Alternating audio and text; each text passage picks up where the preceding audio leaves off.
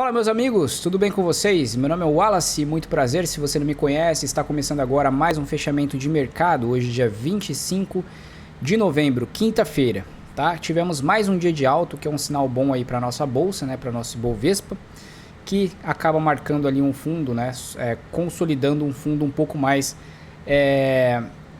confiável, vamos dizer assim, um sinal um pouco mais claro, né? Ainda não tem aquela coisa de um pivô formado e tudo mais para a gente acreditar, mas ele se segurou ali bem, né? No mês passado, a gente está quase finalizando o mês, tá? Falta aí quantos pregões, mais ou menos? Bom, falta o de amanhã, do dia 26, né? Dia 27, sábado, e 28, domingo, 29 e 30. Falta 3 pregões aí para fechar o mês. No mês passado, no final do mês passado, comentei aqui com vocês que a gente poderia deixar um doji ou um candle de retomada no gráfico mensal, tá? É muita história para contar o gráfico mensal. A gente vai olhar isso daqui aqui no gráfico, beleza? Antes de você vir comigo aqui estudar um pouco sobre o mercado financeiro, se inscreve no canal se ainda não for inscrito, tá? Se vocês não forem inscritos, se inscrevam no canal, compartilhem este vídeo para mais pessoas poderem aprender aqui conosco e também já deixo o like de vocês aí neste vídeo, que eu tenho certeza que vocês não vão se arrepender, tá? Cada vídeo que eu trago aqui eu trago com muito carinho para vocês e com bastante conhecimento aí de forma gratuita, beleza? Então vou compartilhar aqui a minha tela finalmente com vocês. Estamos corrigindo aqui, né? Eu marquei nessas linhas aqui temporais, essa linha aqui de linhas gêmeas, né? Primeiro assim, seria essa correção. Aguardei o mercado para ver se ia ter alguma reação aqui. O interessante é que foi um fundo, estava no fundo da consolidação, só que olha só, não teve força compradora, tá? Não teve força compradora. E aqui, né, a gente perdeu por 2 vezes essa linha de retorno desse canalzinho de baixa. Um canalzinho isso daqui, ó. Olha lá, canalzinho, tá? E eu marquei aqui uma próxima possível retomada do movimento, que seria toda essa consolidação aqui. Na verdade, até um pouquinho mais. Poderia até pegar até esse candle aqui, por exemplo, ó. E entender, né, que a consolidação só acabou aqui no primeiro candle do dia de hoje, beleza?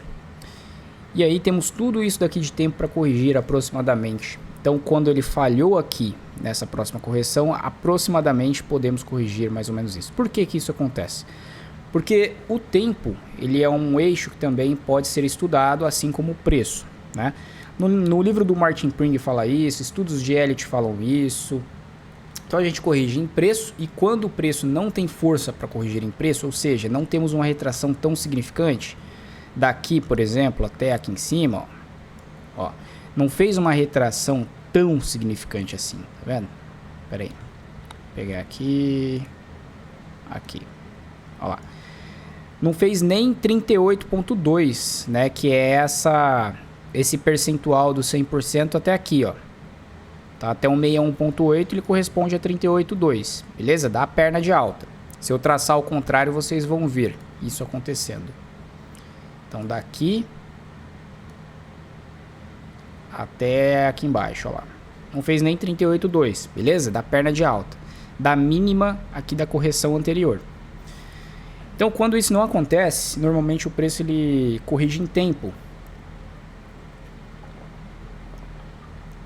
Porque lá num gráfico maior, por exemplo, um gráfico de 30 minutos, que é um gráfico muito maior, cada barra dessa daqui de 30 minutos tem 6 barras de 5 minutos ou 3 barras de 10 minutos, temos aí o preço muito esticado ainda, tá? O que quer dizer esticado no jargão do mercado? Está longe das médias, tá? Pense no seguinte, se você é um investidor, você quer comprar perto da média, você não quer comprar longe da média de preços, né? Uma média de preços é o quê? É um preço ideal em relação a determinado período. Então, a média de um preço dessa caneca aqui, por exemplo, é X. Se o preço da caneca aumenta, você vai colocar lá um alarme para quando ele voltar para a média de preço dela, que é o que você quer comprar, você vai lá e executa a compra, tá? Quando o preço cai abaixo da média, existe um número de demanda muito grande. É o que acontece, por exemplo, na Black Friday. Tá? Então vamos entender aqui um mercado de ações, ou o mercado aqui do índice que a gente está estudando agora, dessa forma. Então quando o mercado estica demais, nos tempos gráficos que os investidores mais pesados estão operando, por exemplo, um gráfico de 30 minutos, um gráfico de 60 minutos, você acha que um gráfico de 2 minutos, esses pequenos movimentos aqui, né? Os investidores podem até estar fazendo aqui realizações, mas pegando esses pequenos movimentos, eu acredito que eles estão num gráfico muito maior, tá? Então olha o gráfico de 60, como ele já está esticado. Ele esticou da barra 3 à barra 5, né? E chegou no topo aqui da resistência, onde encontra mais quantidades de ofertas, e tentou cair. Veio buscar o quê? A retração rasa na média mais curta. Qual que é a média mais curta? A média pode ser de 8 candles, pode ser de 9 candles. Então, como os compradores estavam ansiosos para comprar aqui, essa média já serviu. Então, eles compraram também em tempos gráficos menores. Por exemplo, um gráfico de 30 minutos aqui, em que aproximou da média de 20 períodos. Beleza? Isso acontece, né? E hoje também, ó. Esticou demais de novo, uma perna de alta, com 1, 2, 3, 4 candles seguidos de alta. Os caras vão esperar, vão colocar no bolso uma parte disso daqui. Aí temos um pouco de vendedores que tentam derrubar o mercado, temos ausência de compradores aqui, e aí o mercado ele passa a corrigir, talvez de novo, até a média de 8, 9 períodos, né? Que é essa pontilhada, para só depois aí retomar o movimento de alta, tá? Quando isso não acontece, e aí existe uma frustração que a gente fala da ponta que está ganhando, ou seja, da ponta compradora nesse caso, digamos que eles tentam aqui na média de 9 períodos, e aí existe uma frustração, o mercado deixa um pavio aqui superior, tá? Deixa eu pegar a ferramenta de desenho, Point to Fix. Deixa um pavio aqui superior. Essa aula um pouco mais básica, tá um degrauzinho abaixo aí do que vocês estão acostumados a ver, mas tem muita gente ali que eu vejo que no grupo, né, que carece um pouco do conteúdo mais sólido, mais da base, né, para poder entender um pouco melhor do conteúdo mais avançado, tá? Se você não deixar uma base bem forte, bem firme, para você avançar para o próximo passo do aprendizado, você não consegue desenvolver uma espiral saudável, né? Primeiro você começa com os conceitos mais simples, aprende bem esses conceitos, forma uma base bem sólida para depois avançar um próximo passo, tá? E aí você vai, cada vez que você vai galgando aí dentro dessa espiral, você vai crescendo mais e mais, né? Não adianta você pular lá para o terceiro, quarto nível de aprendizado, sendo que o primeiro e o segundo está deficiente. Beleza? Então aqui, por exemplo, existe uma frustração muito grande. Entrou bastante pressão de venda. Quem percebe isso vai perceber o quê? Que esse candle abriu aqui, tentou romper essas máximas, não conseguiu e fechou aqui. Entrou bastante pressão de venda. Lá nos gráficos menores, já temos uma perna muito maior corretiva. Já temos mais de 50% da correção dessa vela aqui, desse movimento aqui comprador. E aí, a probabilidade é que ele teste novamente aqui. Quando ele testa novamente aqui, mais vendedores são chamados para participar do movimento, assim como os compradores passam a realizar, porque eles entendem que o preço ele não vai, eles não vão conseguir elevar a quantidade aqui de elevar o preço do mercado para depois eles realizarem, e aí entra também um stop. O que faz o mercado buscar o quê? Uma outra média de preços. Nessa outra média de preços pode haver novos compradores, só que depende do quê? Depende de como foi o movimento de baixa. Se temos um movimento de baixa dessa forma aqui, ó,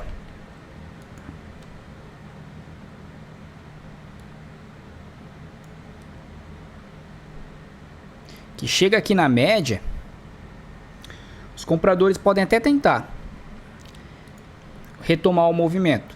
Só que dentro dessa parede aqui de baixa, quem vendeu isso daqui, ó, são vendedores fortes, né? E aí quando o mercado tenta retomar esse movimento, os compradores da média de 20 períodos aqui, por exemplo, ou da retração de Fibo, ou do topo anterior, tá? São vários os argumentos que a gente pode usar aqui. Tentam retomar esse movimento aqui, vai existir uma briga. E aí o mercado vai ficar errático, lá no tempo gráfico menor, tá? Isso acontece no micro do movimento também. Então, dependendo como for essa busca da região de linha de tendência, da média móvel, do topo anterior, isso daqui não vai conseguir ter força para testar aqui novamente. E aí os vendedores, por ter mais ofertas do que demanda, vão ganhar a batalha. E o mercado vai formar um topo mais baixo, tá? Quando ele forma um topo mais baixo que o topo anterior, às vezes ele vai tentar se segurar num fundo. E isso daqui se transforma em quê? Em resistência. Novamente, porque era uma resistência anterior. E aí os vendedores batem de novo no mercado. Então vocês estão entendendo como funciona essa dinâmica de correção de mercado? Que uma correção, ela vira uma reversão na tendência?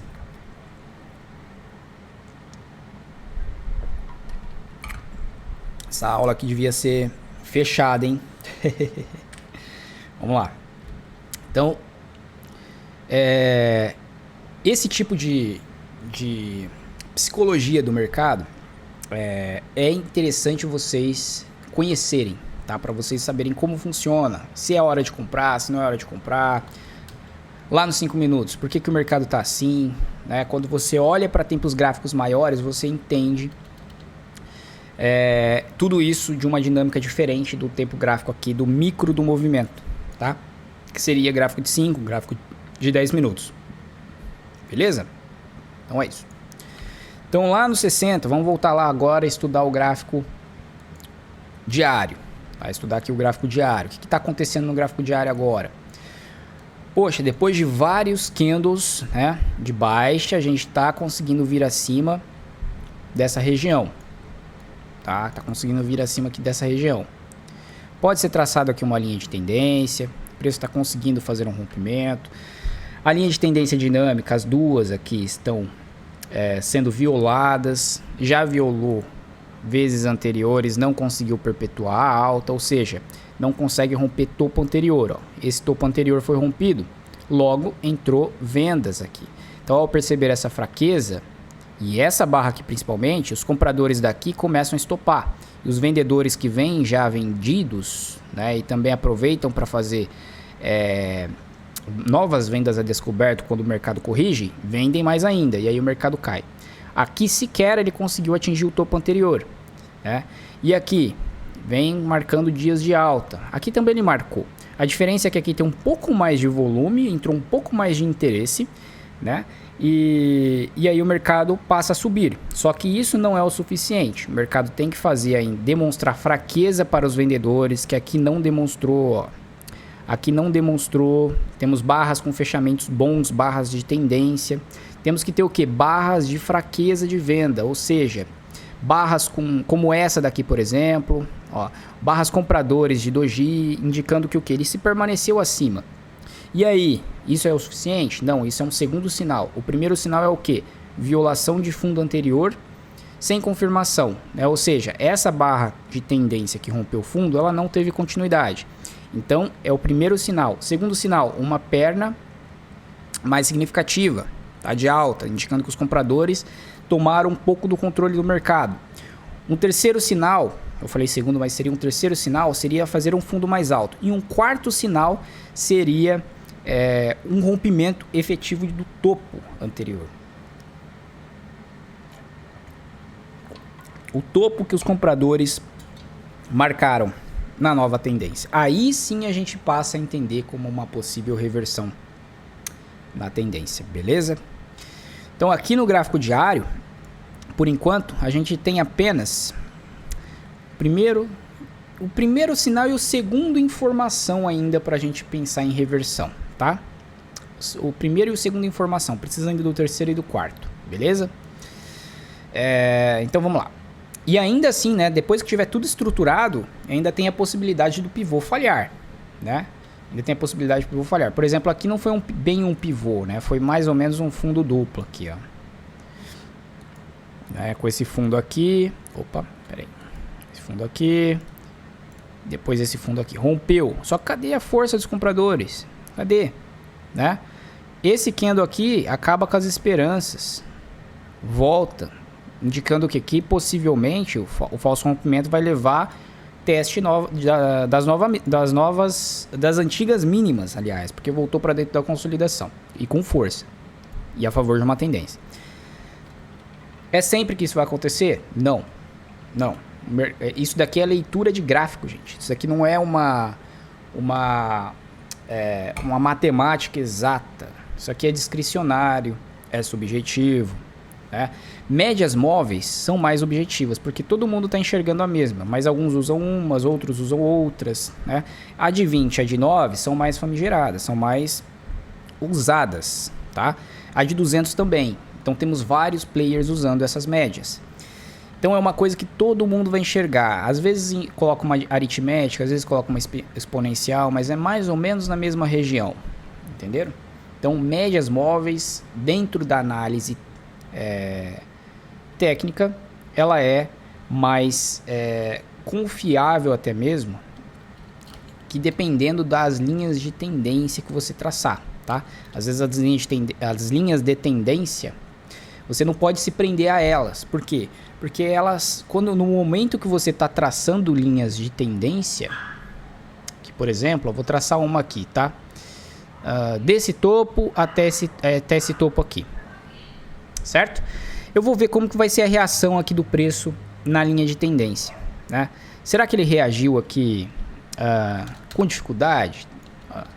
Até que não, né? Aqui nessa linha de tendência não reagiu com dificuldade. Só que eu tenho que entender que essa linha de tendência, ela só existe na minha imaginação. Ela só existe na minha imaginação. Eu plotei ela aqui.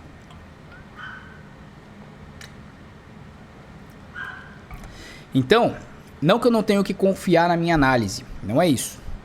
Eu tenho que considerar o que está acontecendo com o mercado e com a linha de tendência. Eu tenho que colocar ela em segundo plano. Ela só existe na minha cabeça. O mercado existe de fato na minha frente. É uma realidade mais objetiva. E a linha de tendência é uma realidade mais subjetiva. Tá? Alguns traders vão estar com uma visão um pouco diferente, uma linha um pouco diferente, talvez um pouco mais enxergando outra coisa, principalmente quando a gente está falando aqui de day trade, tá? Principalmente quando a gente está falando de day trade.